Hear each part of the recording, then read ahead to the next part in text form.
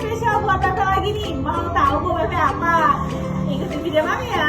Pempek kali ini bernama unik nih, namanya pempek cerewet. Berikut cara membuatnya. Pertama-tama siapkan 10 sendok tepung terigu. Terus kita cairkan dengan air kira-kira dengan kekentalan seperti ini. Boleh dicek ya.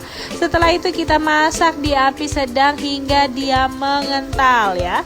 Nah, kalau dia sudah mengental seperti ini, matikan api lalu pindahkan ke dalam nampan. Kita tambahin 1 sendok garam dan 1 sendok kaldu bubuk. Lalu campurkan juga dengan 15 sendok tepung tapioka. Ulenin aja hingga dia tercampur rata.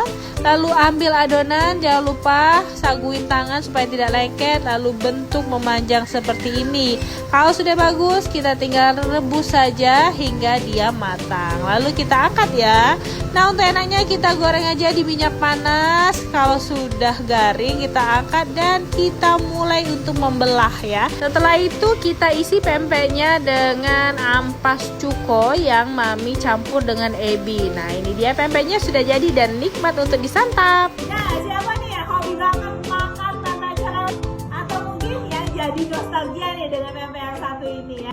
Untuk request buat apa lagi besok nih, boleh nih komen di bawah, nanti Mami bikinin. Terima kasih.